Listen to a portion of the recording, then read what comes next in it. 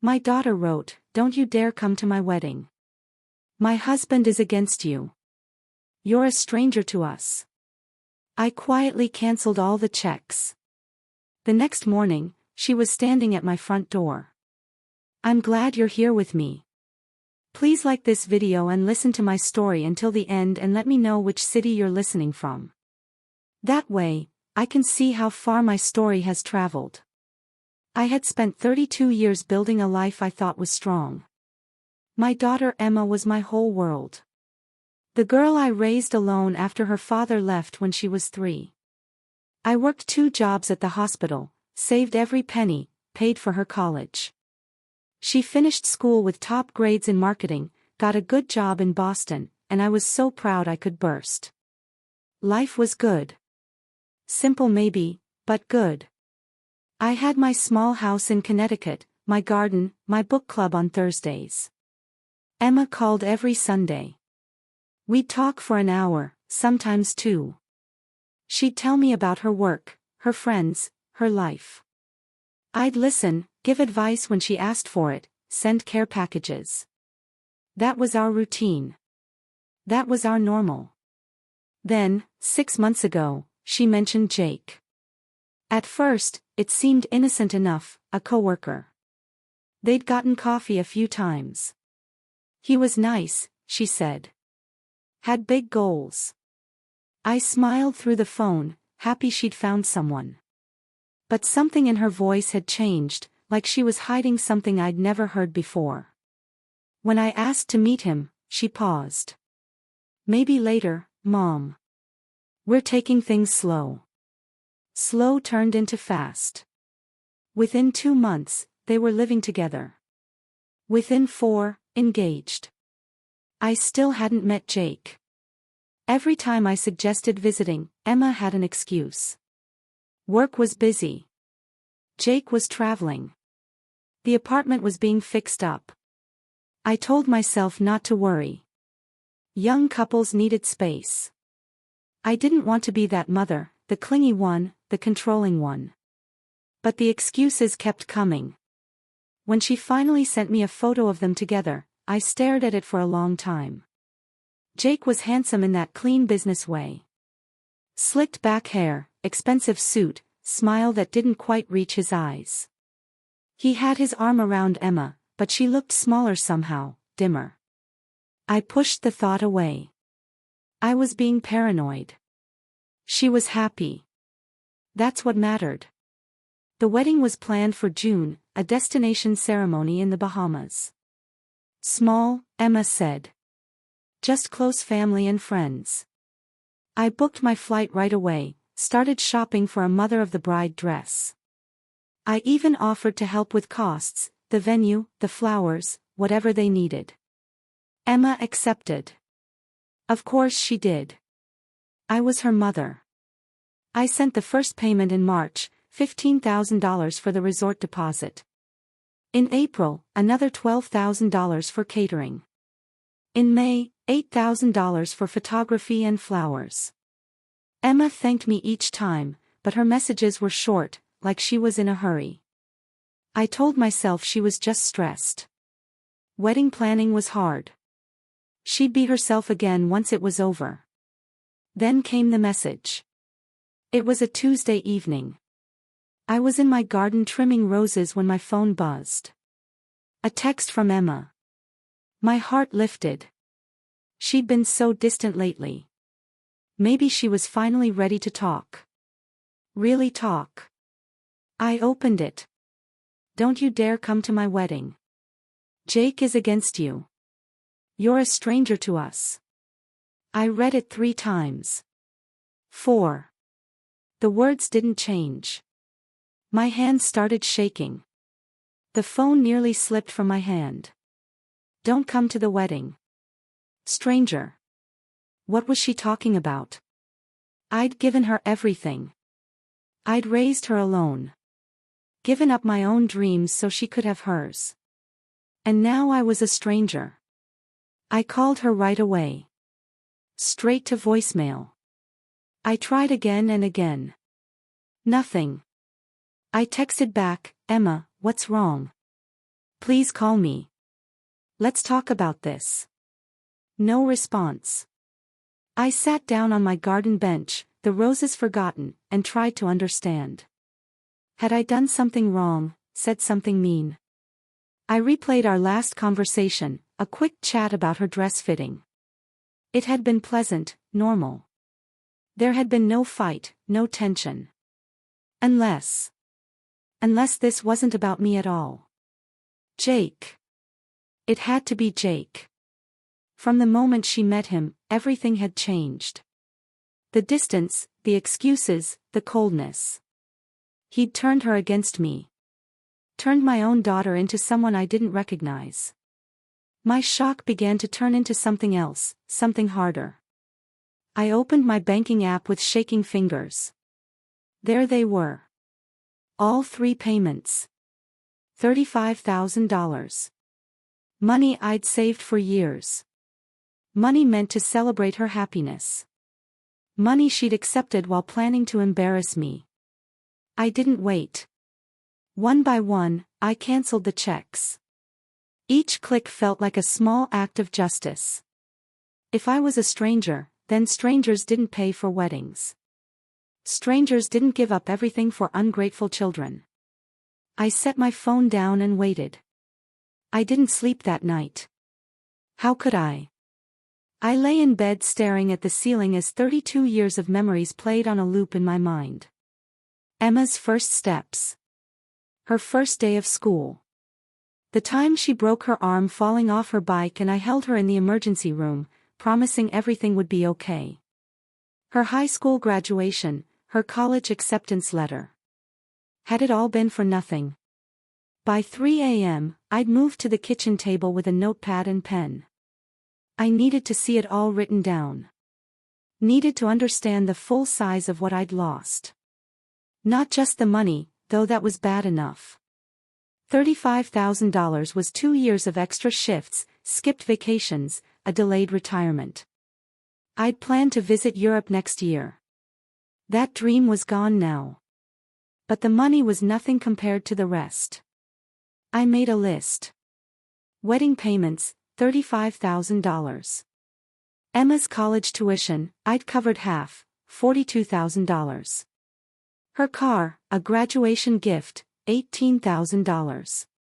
First apartment deposits and furniture, $8,000. Medical insurance until she got her job, $15,000. Countless birthday gifts, Christmas presents, care packages, impossible to count. Total money spent, over $118,000. Time spent, impossible to measure. Emotional investment, my entire heart. And what did I get in return? A text message telling me I was a stranger. That I wasn't welcome at my own daughter's wedding. The unfairness of it made my chest hurt. I'd done everything right. I'd been a good mother, not perfect, but loving, supportive, present. I'd never missed a recital, a game, a parent-teacher conference. Even when I was exhausted, even when money was impossibly tight, I'd shown up. And this was my reward. Around 5 a.m., something changed inside me. The sadness began to turn into strength. I wasn't going to sit here drowning in self-pity. I wasn't going to let Emma and Jake treat me like garbage and walk away without consequences. They'd made a choice. Now they'd live with the results. I needed a plan. First, write down everything. I took screenshots of Emma's message, of our previous text conversations showing her warmth before Jake appeared, of all the wedding payment confirmations. I created a folder on my computer labeled Evidence. Whatever happened next, I'd have proof. Second, protect myself with money. I'd already canceled the checks, but what else was at risk? I reviewed my will. Emma was listed as my only heir, set to inherit my house, my savings, everything. That needed to change. I made a note to call my lawyer first thing Monday morning. Third, understand what I was dealing with. Jake was the problem. I was sure of it. But who was he really? What kind of man convinces a woman to leave her mother? I opened my laptop and started searching. Jake Morrison, Boston Marketing. Emma had mentioned his last name once. I found his LinkedIn profile. Impressive on the surface. Harvard MBA, business strategist, currently working at some consulting firm with a sleek website. But as I dug deeper, scrolling through his connections and posts, something felt off. Every photo showed him in expensive clothes, fancy restaurants, exotic vacations. For someone in their late 20s, he lived very well. Too well. Was he wealthy? Or was he in debt, living beyond his means? And if it was the latter, was that why he'd encouraged Emma to cut me off? To keep her away from anyone who might question his lifestyle or influence? The thought made me cold. I was still researching when the sun came up. Golden light streamed through my kitchen windows, lighting up my notepad covered in notes, questions, theories. I felt exhausted, but oddly clear-headed. For the first time in 12 hours, I knew exactly what I was doing. Then I heard a car door slam. I looked up. Through the window, I could see someone walking up my front path. My heart jumped. Emma. She looked terrible. Puffy eyes, wrinkled clothes, no makeup, like she'd been crying all night. She reached my front door and knocked. 3 sharp raps. I didn't move right away. Part of me wanted to throw the door open, pull her into my arms, tell her everything would be okay. That was the mother in me, the woman who'd calmed her nightmares and kissed her scraped knees. But another part, the part that had appeared in the dark hours of the morning, stayed very still. What was she doing here? Had she come to apologize, to explain, or was this something else entirely? I stood up slowly, walked to the door, and opened it. Emma's face was a mess of tears and mascara. "Mom," she choked out. "What did you do?" "I didn't invite her in." I stood in the doorway, arms crossed, and waited for her to continue. "You canceled the checks," Emma said, her voice getting louder with each word. "The venue called Jake this morning. They said the deposit bounced. The caterer, the photographer. Everyone's calling us. The wedding is in 3 weeks, Mom." 3 weeks. So that was it. She hadn't come to apologize. She'd come because the money disappeared. "You told me not to come to your wedding," I said quietly. "You called me a stranger." "Strangers don't pay for weddings, Emma." "I didn't mean it like that." She wiped her eyes roughly. "I was upset. Jake and I had a fight and I." "Jake told you to send that message, didn't he?" She paused just for a second, but that second told me everything. "No. I mean, he has concerns about you, about your influence on our marriage." "My influence?" I almost laughed. "I haven't even met him, Emma. How could I possibly influence anything?" "That's not," she stopped, frustrated. "Look, this isn't about Jake. This is about you trying to control me with money. You always do this. Whenever I don't do exactly what you want, you threaten to cut me off." The accusation hit like a slap. "Name one time." "One single time I've ever done that." She opened her mouth, closed it, looked away. "You can't. Because it never happened. I've given you everything, Emma. Everything. And I never asked for anything in return except basic respect and honesty. But apparently that's too much. You're being dramatic." "Am I?" I pulled out my phone, opened the screenshot of her message, and held it up. "Read this out loud. Tell me I'm being dramatic." Emma glanced at the screen and flinched. "Read it.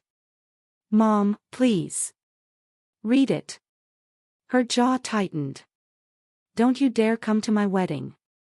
Jake is against you. You're a stranger to us."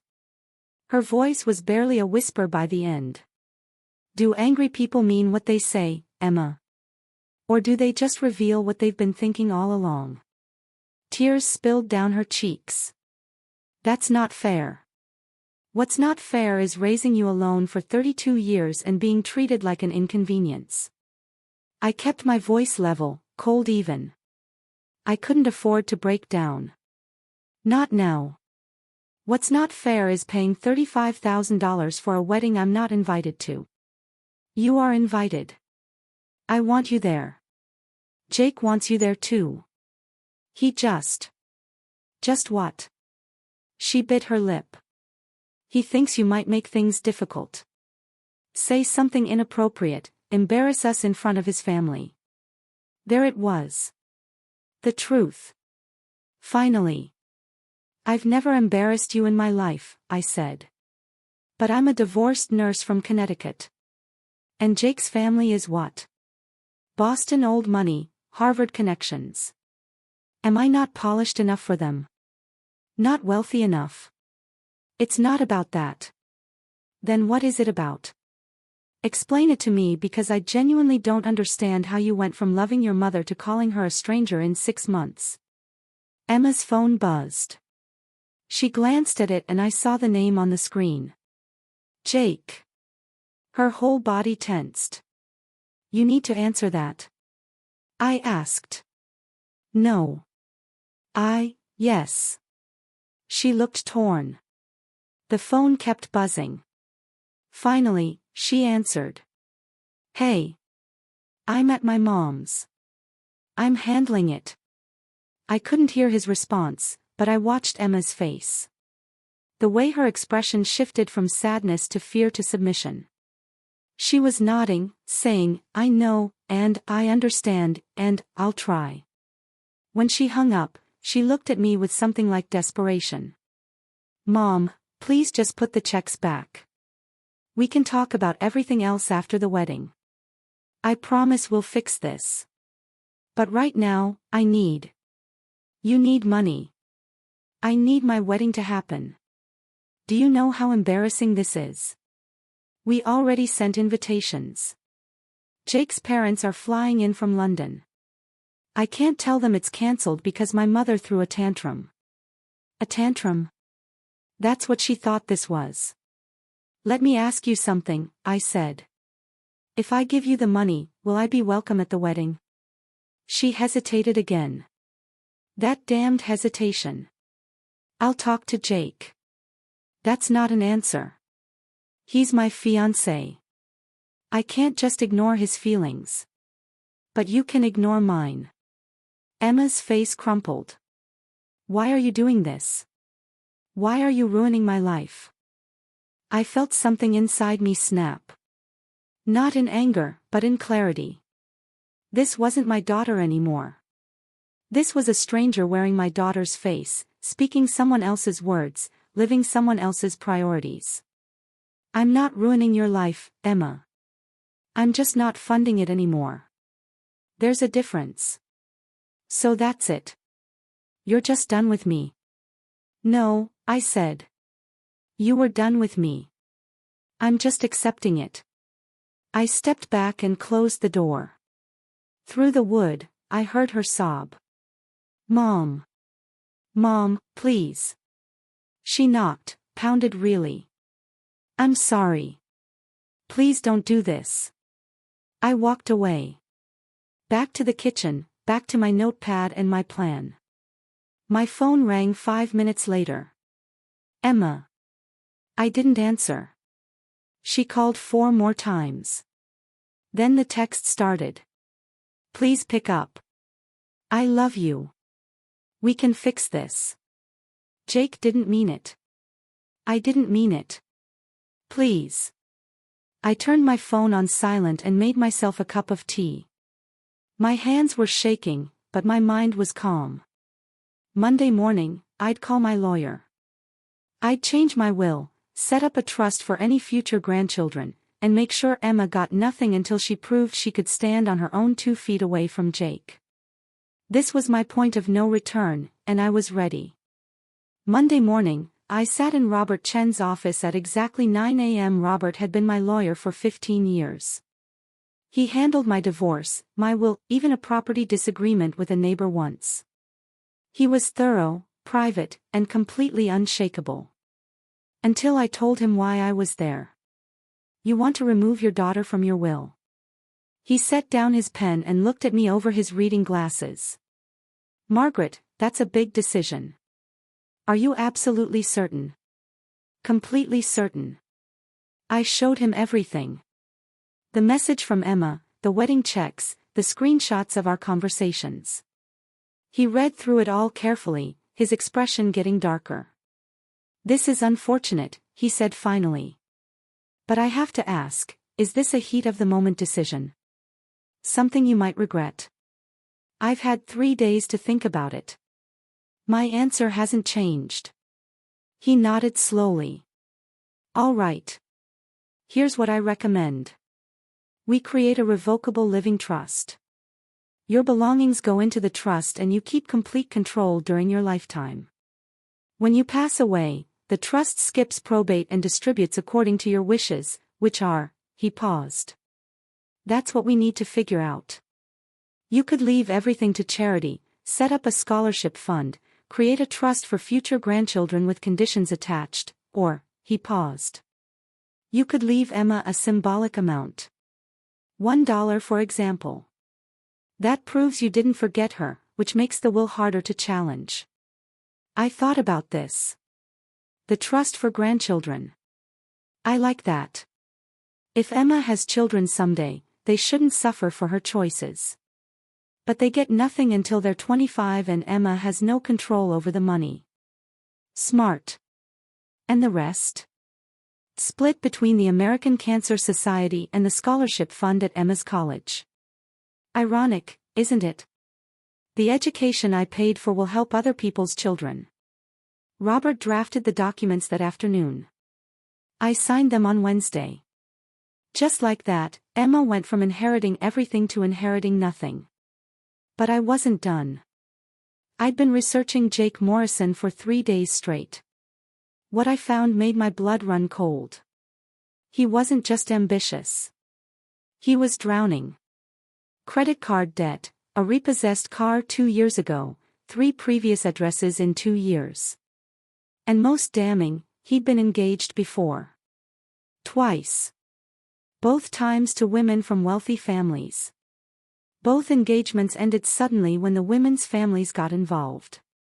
Jake wasn't marrying Emma because he loved her. He was marrying her because he thought she came with a trust fund. The realization made me sick. My daughter was being used. I was putting together evidence on Thursday afternoon when someone started pounding on my front door. Not knocking. Pounding. I looked through the window and saw Jake's BMW in my driveway. Here we go, I thought. I opened the door to find both of them. Emma looking miserable, Jake looking furious. What the hell do you think you're doing? Jake didn't even bother with pleasantries. He pushed past me into my house. Excuse me. I blocked Emma from following. You don't get to come into my home uninvited. You're home. Jake spun around, his face red. The home Emma's supposed to inherit. I don't think so. We need to talk about your little stunt. Jake, please, Emma started, but he cut her off. No. Your mother needs to understand something. He stepped closer to me, trying to use his height to scare me. You're destroying your daughter's life out of spite. You're a bitter, controlling woman who can't stand to see Emma happy. You've built your entire identity around being her mother, and now that she doesn't need you anymore, you're trying to destroy her life. I didn't move. Interesting theory. Here's another one. You're a con artist who saw an easy target and kept her away from anyone who might expose you. His eyes widened just slightly. But enough. I've been doing research, Jake. Want to know what I found? 3 previous addresses, 2 broken engagements, and debt up to your eyeballs. You don't love Emma. You love the idea of what she could give you. That's insane. Is it? Then explain why Emma never met your family until after you were engaged. Explain why you pushed for a destination wedding that would keep people away. Explain why my invitation got taken away the moment I started asking questions. Emma was staring at him now. Jake, what is she talking about? Nothing. She's making things up to turn you against me. Am I? I pulled out my phone, opened the folder of screenshots and documents. Here's your credit report, Jake. Public record. Here's an article about your first engagement. Cancelled 3 weeks before the wedding. Sound familiar? I held the phone up. Emma looked. Her face went white. Those are, Emma started. Emma. Don't listen to her. Jake reached for her. You said you'd never been engaged before. Emma whispered. You said I was your first serious relationship. That was different. Those women weren't. Weren't what? Rich enough. Easy enough to fool. Jake's mask slipped. For just a moment, I saw pure rage cross his face. Then he smoothed it over, reached for Emma's hand. Let's go. Your mother is toxic. This is exactly why I said she shouldn't come to the wedding. But Emma pulled her hand away. You said you wanted her there. You said you understood family was important. I lied to make you happy. Obviously I didn't want her there. Look at what she's doing to us.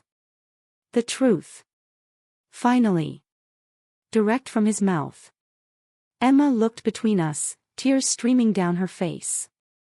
Then she turned and ran to the car. Jake pointed a finger at me. This isn't over. You've turned her against me, but I'll fix it. And when I do, you'll be the one left with nothing. He stormed out. I watched through the window as he and Emma argued in the car. She was crying. He was waving his hands angrily. Finally, the BMW roared out of my driveway. I closed the door and leaned against it, shaking. My heart was pounding so hard I thought I might be sick. That had been intense. More intense than I'd expected. Jake was dangerous. Not physically maybe, but emotionally, mentally. The way he tried to twist reality, manipulate both of us. I needed a break. I called my friend Patricia, told her I needed a few days away. She invited me to her cabin in the Berkshires immediately. Come now, she said. Stay as long as you want. I packed a bag and left within the hour. For 3 days, I didn't check my phone. I hiked, read books, sat by the lake, let my nervous system recover from the confrontation. When I finally turned my phone back on, there were 43 missed calls and 72 text messages. The war, it seemed, was just beginning. The messages were a masterclass in manipulation. From Jake, Margaret, I apologize for my behavior. I was defensive and said things I didn't mean. Can we talk like adults? From Emma, Mom, I love you. Please give Jake another chance. He's under a lot of stress with the wedding. From Jake again, I understand your concerns. What if we postponed the wedding? Gave everyone time to get to know each other properly. From Emma, Jake wants to take you to dinner.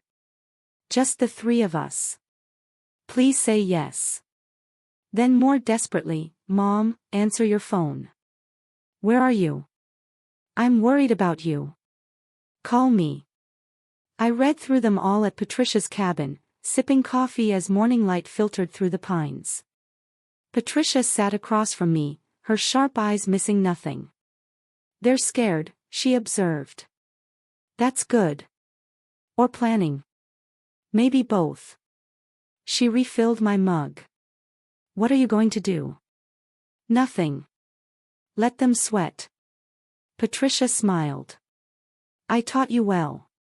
She had actually. Patricia had been my mentor when I first started nursing. A fierce woman who'd raised 3 kids alone while working her way up to head nurse. She didn't tolerate nonsense from anyone, and she taught me not to either. The question is, she continued, what do they want? If Jake knows you're onto him, why hasn't he just cut his losses and moved on? I'd been wondering the same thing. Emma must not believe me yet. Or she's choosing not to. And as long as she's still with him, there's a chance he can fix this. So he needs to either win you over or completely turn Emma against you. Right. And given how badly the confrontation went, I'd guess he's trying the first approach now. Hence the apologies. Patricia nodded thoughtfully. Be careful, Maggie. Men like that are dangerous when cornered. I drove home that afternoon, strengthened by rest and Patricia's wisdom. My house felt different when I walked in. Smaller somehow, but also more solidly mine. I'd lived here for 20 years, raised Emma here. I wasn't going to be driven out by a con artist and his manipulation tactics. I sat down and wrote a single message to Emma. I love you. I always will. But I won't have a relationship with Jake based on lies. When you're ready to hear the truth and have an honest conversation, I'm here. Until then, I need space. Her response came within minutes. We need to talk. Please. Not yet. When? When you're ready to listen. Really listen. 3 hours later, a flower delivery arrived. 24 roses, expensive ones, with a card from Jake and Emma. We're sorry. Please give us a chance. I gave them to my neighbor. The next day, a gift basket appeared on my porch. Fancy chocolates, wine, cheeses. The card read, thinking of you. Love, Emma. I donated it to the church charity sale. On the 3rd day, Jake himself showed up. Alone this time. I watched through the window as he knocked politely, waited, then left an envelope tucked into my doorframe. Inside was a check for $35,000 and a handwritten note. Margaret, I know we got off on the wrong foot. I love your daughter more than anything in this world, and I hate that I've come between you. Please accept this repayment for the wedding expenses. Consider it an investment in our fresh start. I'd like to take you to lunch this week. My treat. Anywhere you'd like. Let me prove I'm worthy of Emma. Jake. I stared at that check for a long time. $35,000. More than I'd paid. He was trying to buy me. Make himself look generous, responsible. Erase his debts with my daughter by creating a debt with me. It was clever. I'd give him that. I tore the check in half, then in quarters, then into tiny pieces. I put them in an envelope and mailed them back to Jake's apartment with a note of my own. I can't be bought. Margaret. That weekend, I went to my book club for the first time in 3 weeks. The women there had been my friends for years. Sarah, Linda, Joan, Patricia. They all knew something was wrong. I'd been distant, distracted, canceling meetings. I told them everything. When I finished, Sarah reached across the table and squeezed my hand. You're doing the right thing. Am I? I keep wondering if I'm being too harsh. If I should just let it go, be at the wedding, try to build a relationship with Jake for Emma's sake. Absolutely not, Linda said firmly. She'd been through a nasty divorce. She recognized manipulation when she saw it. That man is using your daughter. If you back down now, you're proving his tactics work. But what if I lose Emma completely?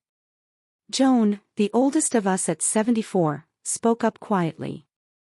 Then you lose her. But you don't lose yourself. Don't compromise your integrity for someone who's already decided you're disposable. Her words hit hard, but they also rang true. Patricia poured me more wine. Besides, you haven't lost her yet. She's still texting you, still trying. Part of her knows something's wrong. The question, Sarah added, is whether she'll figure it out before the wedding or after. After is going to be worse, I said. If she marries him, then you'll be there to pick up the pieces. But that's future Margaret's problem. Present Margaret needs to hold the line. I left that meeting feeling stronger than I had in days. These women had my back.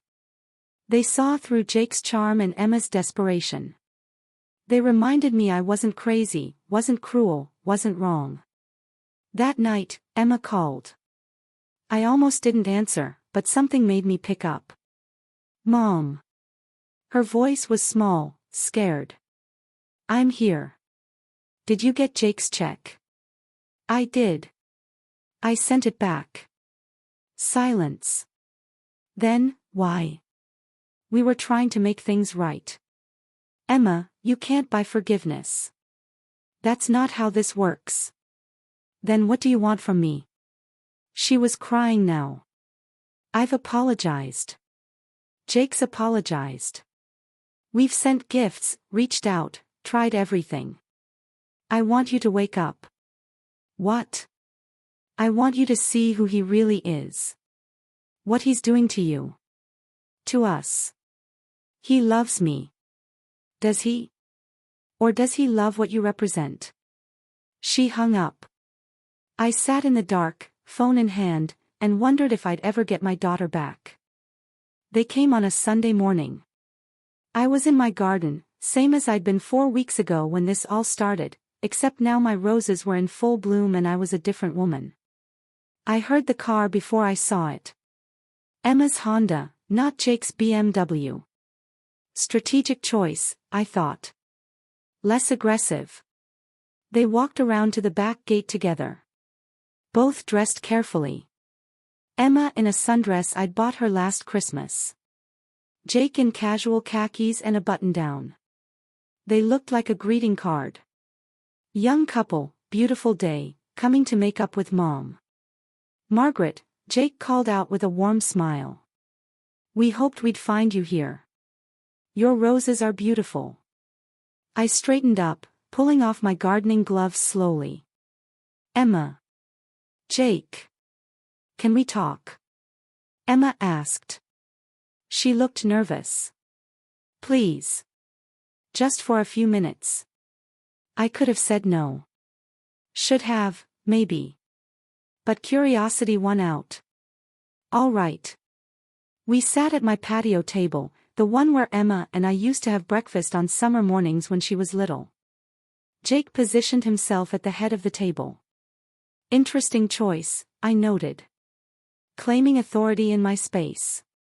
Margaret, I want to start by saying I've done a lot of thinking, Jake began, his voice earnest and measured. You were absolutely right to question my intentions. If I were in your position, I'd have done the same thing.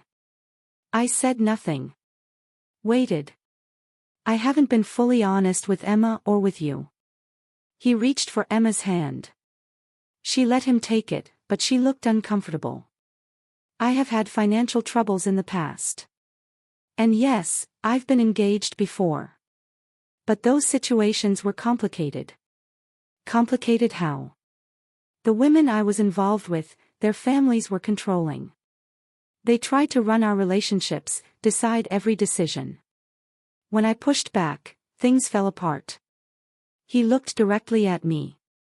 I see now that I was assuming you'd be the same way. Overbearing, manipulative. I was protecting Emma from something that wasn't even real. It was a good performance.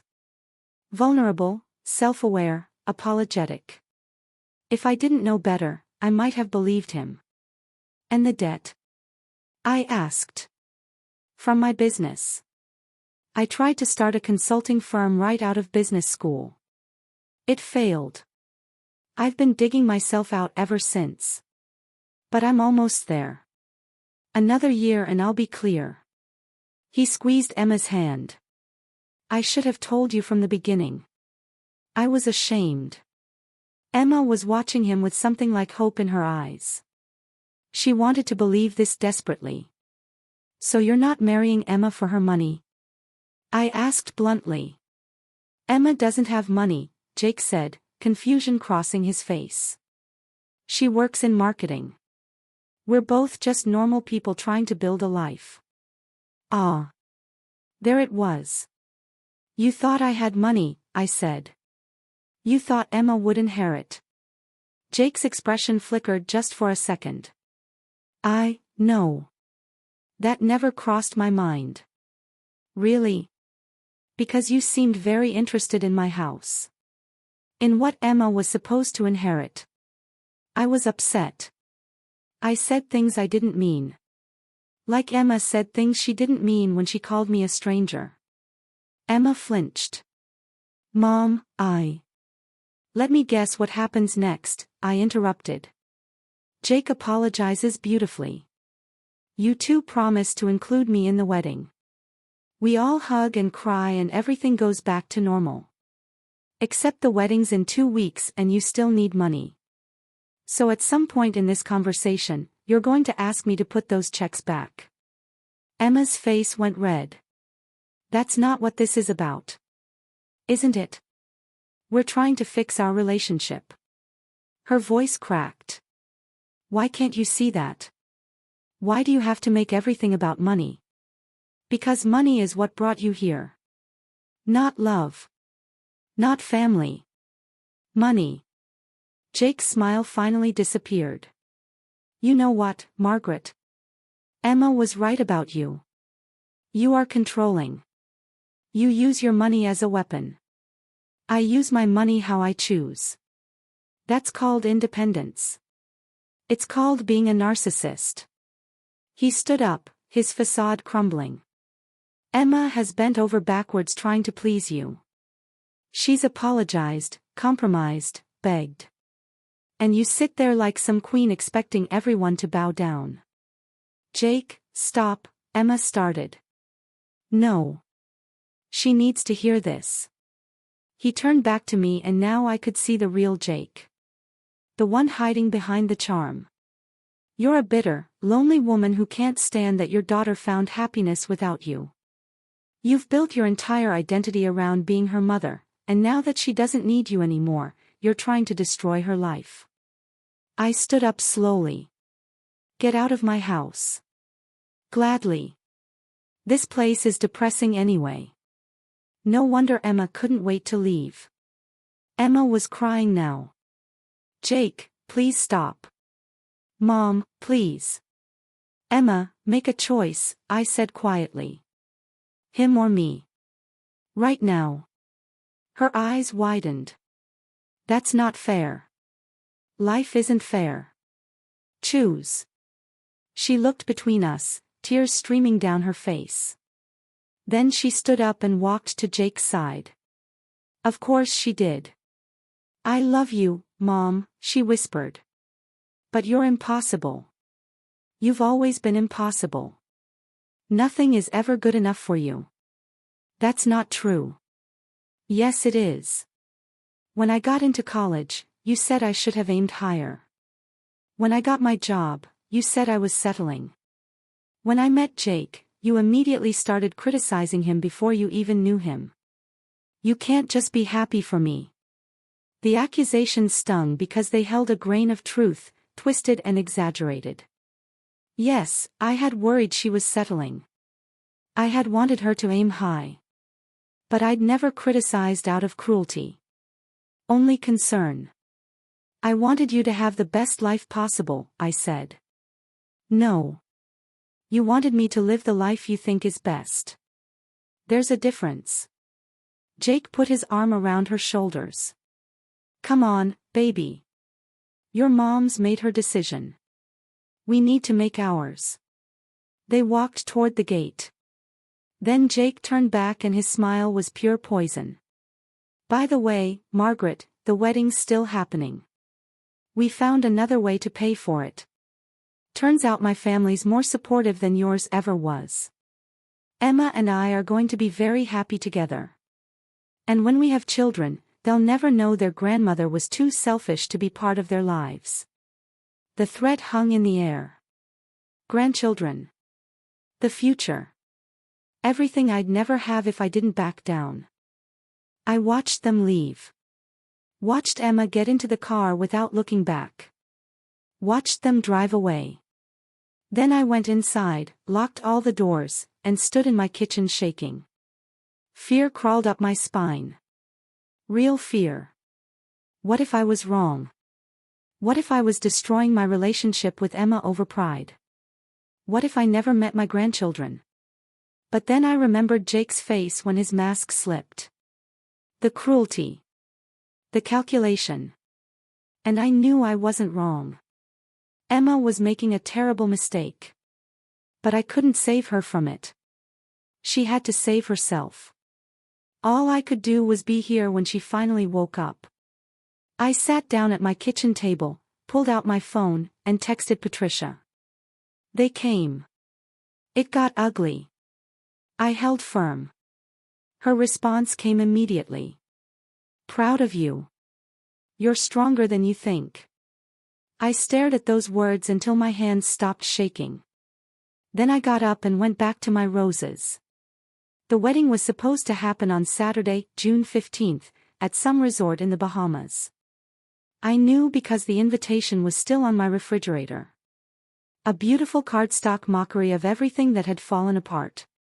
I thought I'd spend that day trying not to think about it. Maybe work in the garden. Maybe visit Patricia. Anything to avoid imagining Emma in a white dress. Jake's ring on her finger. My absence a gaping wound in the family photos. But Friday afternoon, my phone rang. Unknown number. Hello? Is this Margaret? Margaret Reeves? Yes. Who's this? My name is Caroline Winters. You don't know me, but I think we need to talk. It's about Jake Morrison. My heart rate spiked.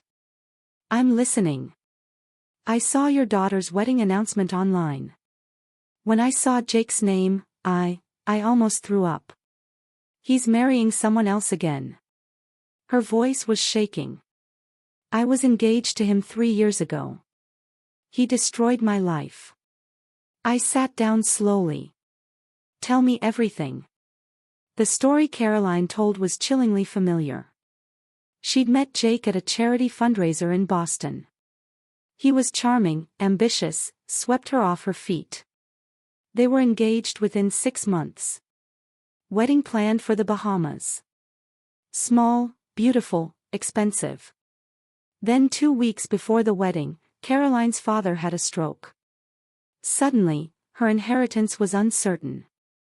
Her father might need long-term care, which would use up the family money.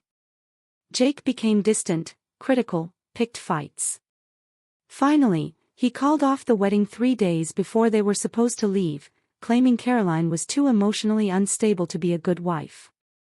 She found out later he'd already started dating someone else. Another woman from a wealthy family.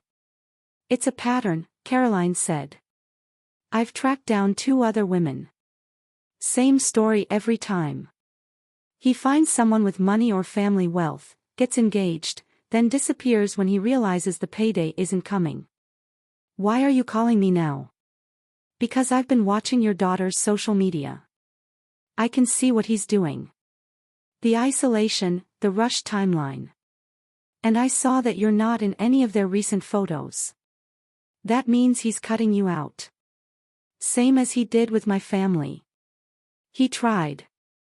We had a falling out. Good. That means Emma might still have a chance. She paused. I have proof. Emails, text messages, documentation of everything. I've been building a file in case he ever tried this again. Would you want to see it? Absolutely. She emailed it within the hour. Pages and pages of evidence. Screenshots of Jake's messages to Caroline where he specifically mentioned targeting wealthy circles. Financial records showing how he tried to access Caroline's trust fund.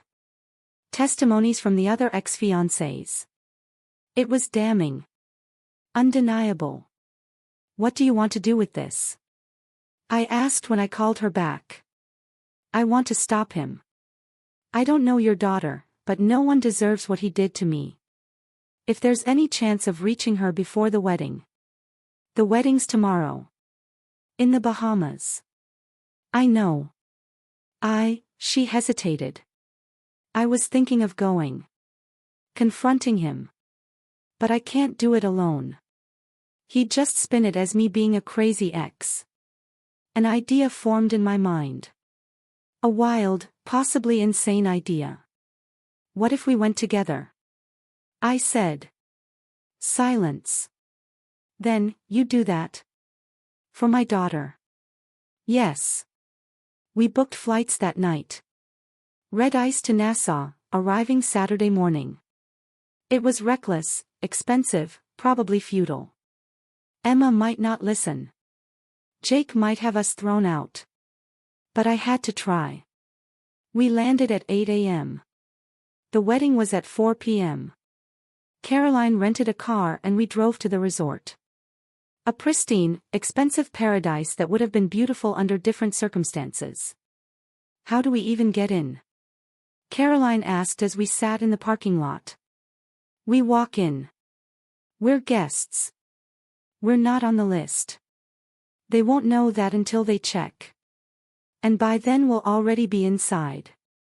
It worked. The resort was huge. Multiple weddings happening. We slipped in with another group, found the ceremony location. A beach pavilion with white chairs and flower arrangements.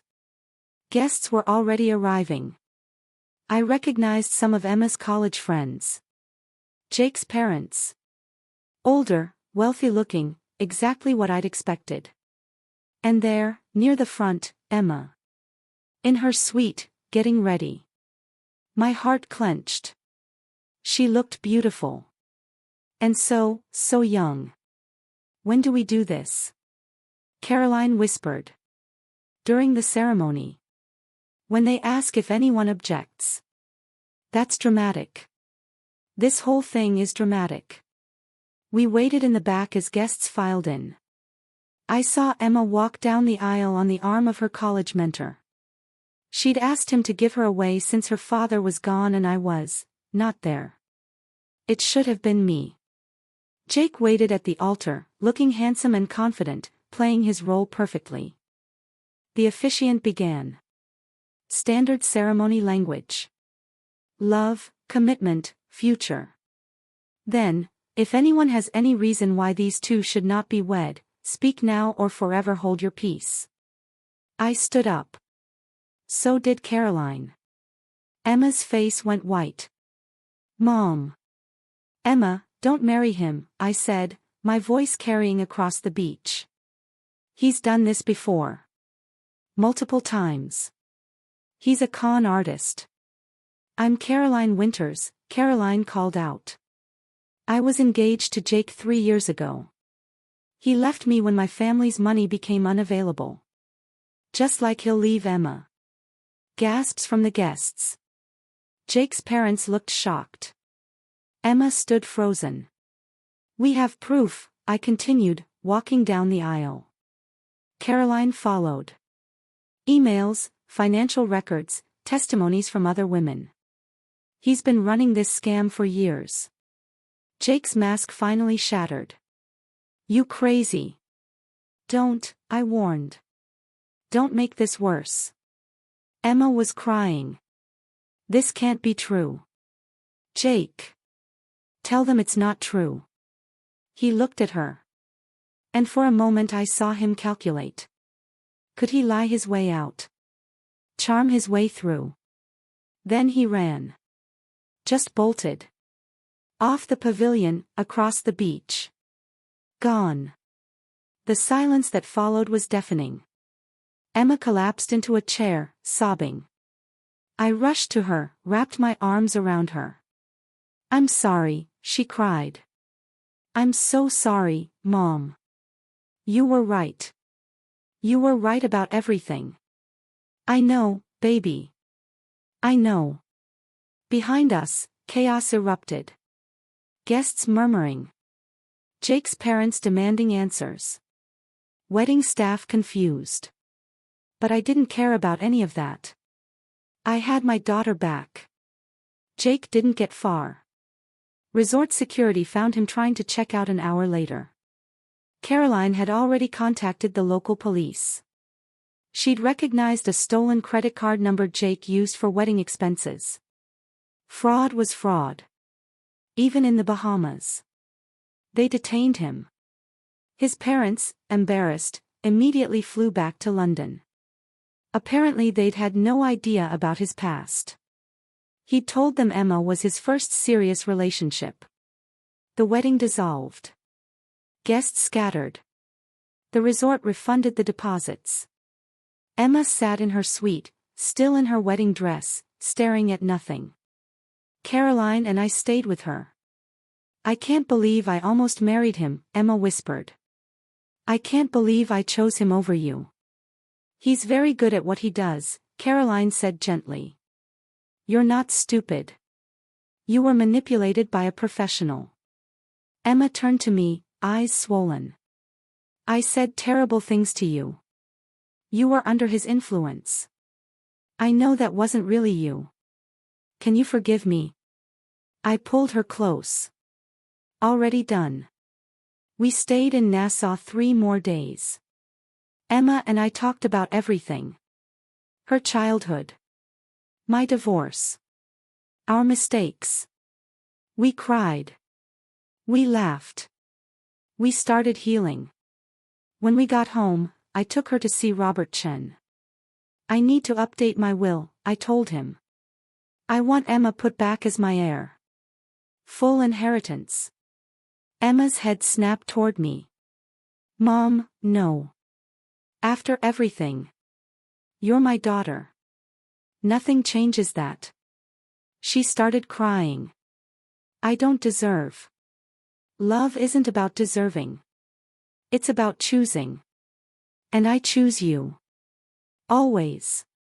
But we weren't done with Jake. Caroline had been building a legal case for years. Now with Emma's testimony, she had enough for a serious lawsuit. The district attorney in Boston took the case. Jake was brought back, faced charges in 3 states. The investigation uncovered 5 more victims. 7 women total. He'd stolen over $200,000 across all his schemes. The trial happened 8 months later. Emma and Caroline both testified. They were powerful, clear, unshakable. Jake's defense tried to paint them as vindictive exes. It didn't work. The jury found him guilty on 14 counts of fraud. The judge sentenced him to 6 years in prison, plus full repayment. As they led him away in handcuffs, he looked at Emma one last time. She stared back, face neutral, and said nothing. She didn't owe him words. She didn't owe him anything. Afterward, Emma and I went to dinner. We ordered wine, expensive steaks, dessert. I can't believe it's over, she said. How do you feel? Free. She smiled genuinely for the first time in months. Like I can finally breathe. We raised our glasses. To fresh starts, Emma said. To truth, I added. To family. We drank. The wine tasted like victory. Caroline called later that week. Jake's parents want to help with repayment. They're also setting up a foundation to help victims of romantic fraud. They asked if I wanted to be involved. Are you going to do it? I think so. Turn this nightmare into something useful. I understood. I'd been thinking the same thing. That night, I updated my will one final time. Everything went to Emma, but I added a scholarship fund for single mothers pursuing nursing degrees. Women like I'd been. Robert approved the documents. This is a good legacy, Margaret. It's the right one. The war was over. We'd won. Not just won. We'd destroyed him the right way.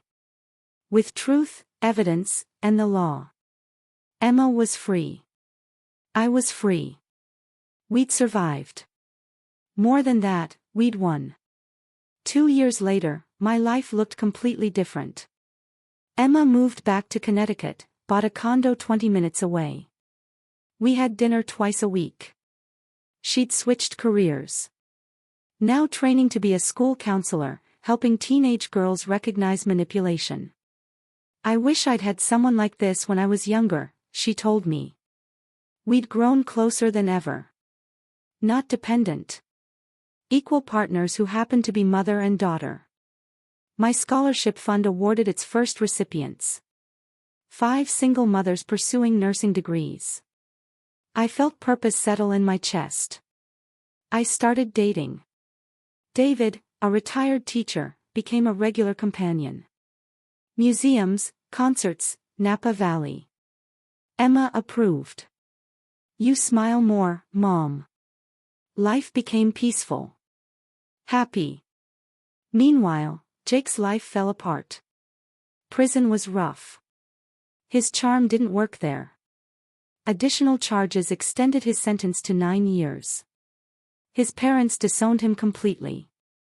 His reputation was destroyed. No company would hire him. No woman would trust him. He tried writing a memoir. Every publisher rejected it. Caroline uncovered 12 total victims. But now he was the ruined one. We were rebuilding. Emma started dating Marcus. Gentle, transparent, kind. She seemed like herself around him. I'm happy, Mom. Me too, baby. Finally. Looking back, I learned that love without boundaries isn't love. It's enabling. Protecting someone from consequences doesn't help them grow. Sometimes the most loving thing you can do is stand firm, even when it breaks your heart. Emma learned that charm isn't character. That isolation is a red flag, not romance. If someone toxic starts pulling your loved one away, don't back down. Stand firm. Speak truth. What would you have done? Would you have given in or held the line? Leave a comment below. Subscribe if this resonated. Standing up for ourselves isn't selfish. It's survival. Thank you for listening.